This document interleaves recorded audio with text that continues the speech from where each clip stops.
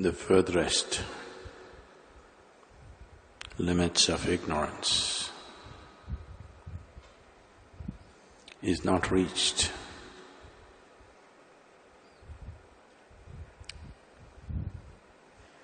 because of effortful thought, nor is it reached because of good deeds that one can perform.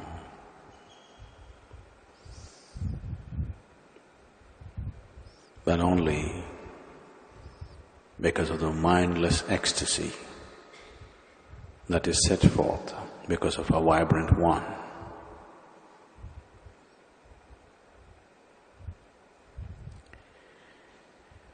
In this mindless ecstasy,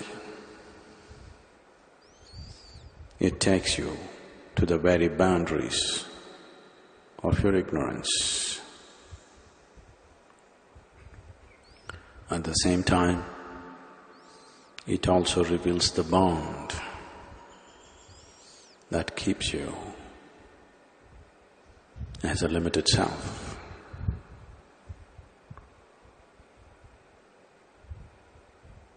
When I say ignorance, everything is just ignorance. What we call as knowledge is just ignorance.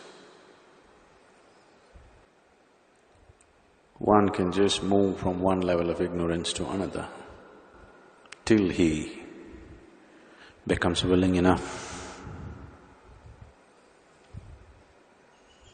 to fall into the ultimate oblivion of a realized One.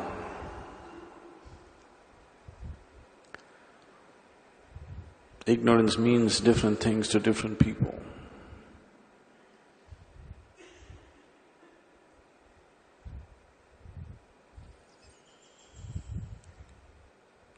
Once it happened, Tenali Ramakrishna. If you have not heard of him before,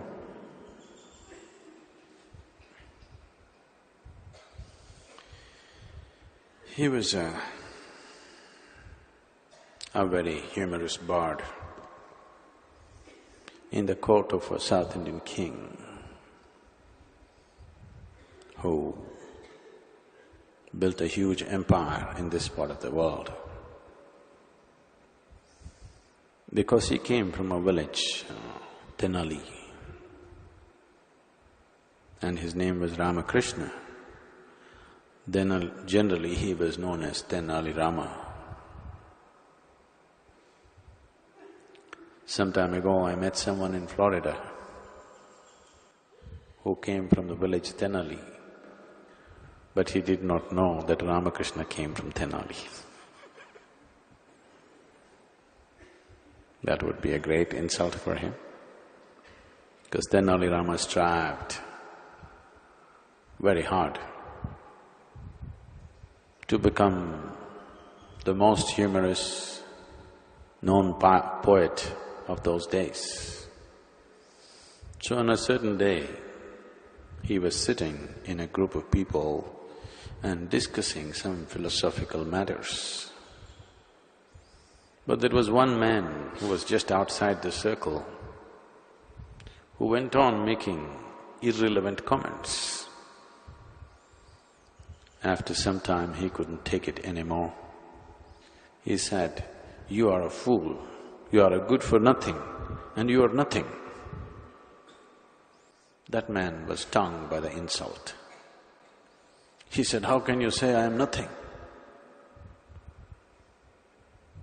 Tenali Rama repeated, "Yes, you are nothing, you are really nothing." That man said, "How dare you say I am nothing? I am the town's cobbler." Tenali Ramakrishna picked up his footwear, tore it and threw it at him and said, "If you are really the cobbler, fix this and make it like new." That man immediately picked up the footwear and left to fix it. So ignorance is always in many different layers and boundaries. and somebody says you're nothing, if you're a cobbler, it's an insult. If you're truly into meditation,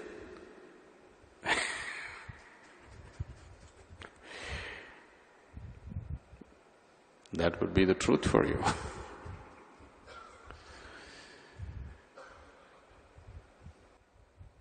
Life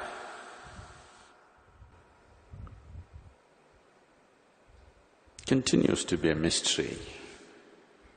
It's always been, always is, still is, it always will be.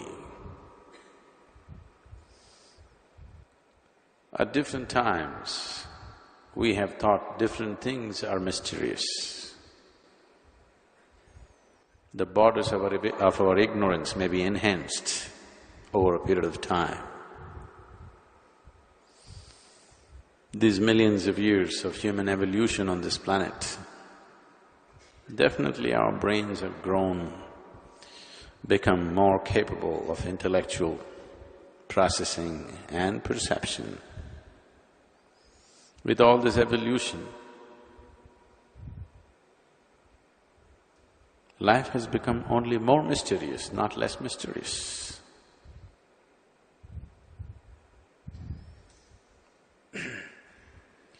Maybe 1,000 years ago, we did not know how this body functions. Now we have opened it, looked at it and done so many things with it. We know many things. The more and more we get to know about this, it is only becoming more and more mysterious, like never before. 1,000 years ago, if you looked up in the sky, I don't know if anybody has counted, but maybe I think there are 5,000–10,000 stars up there that you could see and count with your naked eye. Today we have powerful telescopes with which we have looked beyond this. Now we know there are billions of stars. It's only getting more mysterious and more complicated. As you enhance your perception, it will become more and more mysterious. Science is supposed to bring clarity to your life. But today, modern physics is creating more confusion and more mysterious. It sounds more mysterious than mysticism. The mumbo-jumbo of mysticism sounds reasonable compared to what the modern physics is talking about today. An Einstein sounds much more unreasonable than a Harry Potter. Really. Because they are talking in totally mysterious ways. And as our perception and so-called knowledge increases, life is becoming only more and more mysterious. So all that we are doing is pushing the borders of our ignorance, making it larger and larger.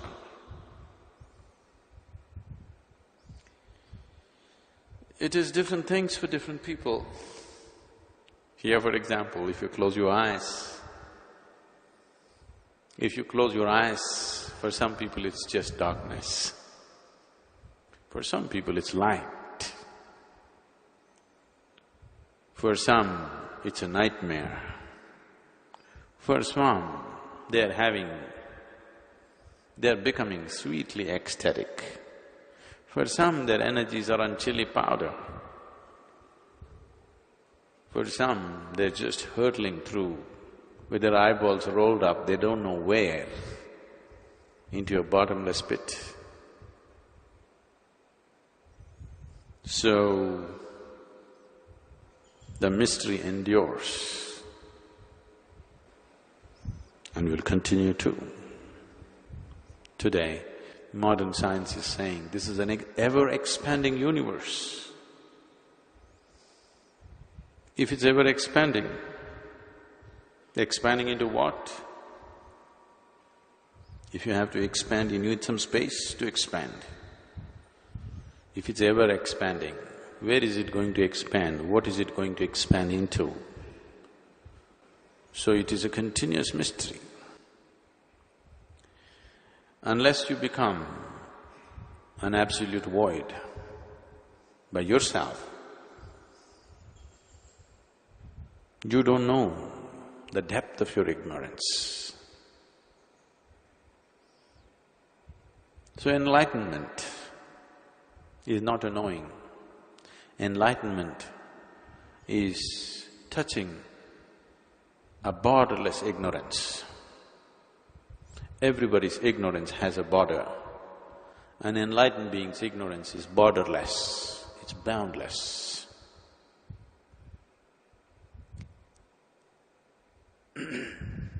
When life happens in limited ways, everything seems to be clear. When things beyond your limitations begin to happen, nothing is clear anymore. Those of you who've been on the path,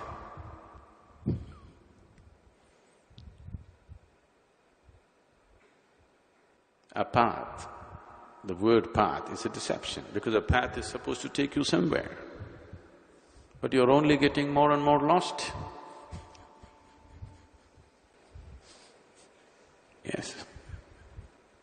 You're only getting more and more lost, maybe a little joyfully lost, but lost.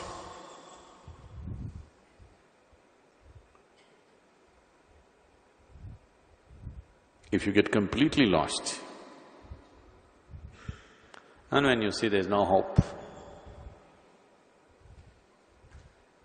of getting anywhere, that's it. It's only because you're trying to get somewhere you can be lost. When you realize that you're absolutely lost, hopelessly lost, when all hope of finding something is gone, then you're just fine.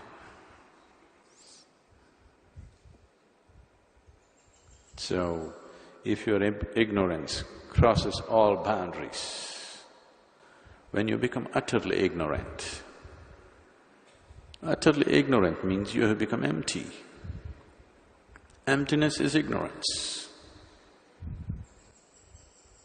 The ultimate ignorance is Shiva. That which is not is ignorance, that which is some kind of knowing.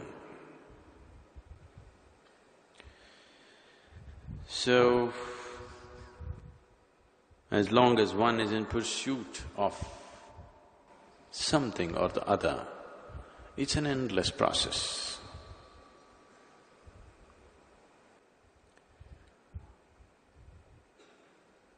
As long as we are getting identified and attached to different situations into which we get into, however beautiful the situation may be, the moment you think this is it, you are trying to freeze yourself into a certain state of ignorance. When you realize that every peak is only a launch pad for the next peak, and the next peak is not the goal or the destination, the only thing that can be destination is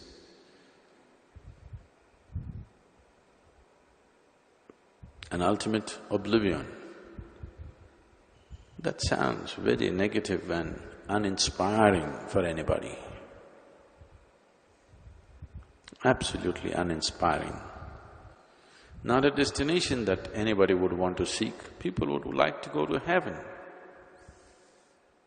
People would like to sit in sweet places, sit in God's lap, do pleasant things.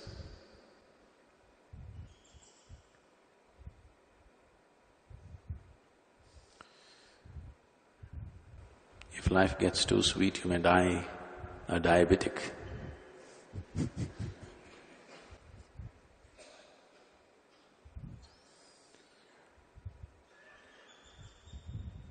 to have the awareness to know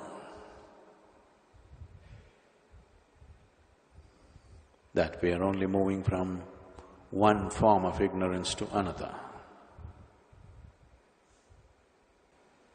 It's the greatest blessing that one can start with right now. Once there was a yogi who sat in a temple yard and did his own things. There were moments when he was godlike. Then people gathered and started worshipping him. Next moment he would be like a madman. Then people went away, thinking they made a mistake. Like this, he was alternating between one thing and another all the time. One particular householder, who was a regular to the temple, got drawn to this yogi, and he saw the yogi, if nobody served him, did not eat for many days. So he took it upon himself. Every day he cooked food and brought it for the yogi. Until he ate, he sat there. He himself not eating, he sat there, and what was left over, he ate. He made this his life, and he made this his mission.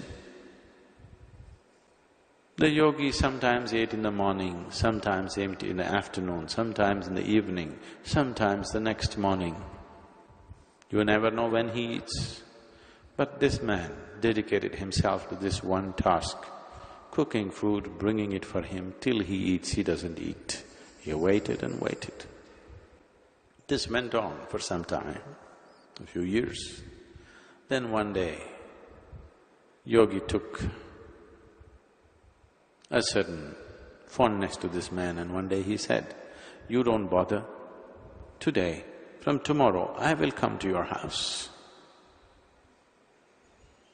You don't bother to come, I will come to your house. You cook the food and be ready, I will come to your home and eat it there." The man said, "Okay." Went home, next day he prepared food and waited. He was sitting and waiting, yogi did not turn up. Then a dog was bothering him, a dog was trying to smell the food and go near the food. So he chased it away many times, but he kept coming.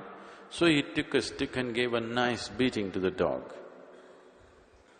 Then the dog moved away, stood back, and tears appeared in its eyes, and then went away. Then till evening he waited, the yogi did not come. Then he went to the temple.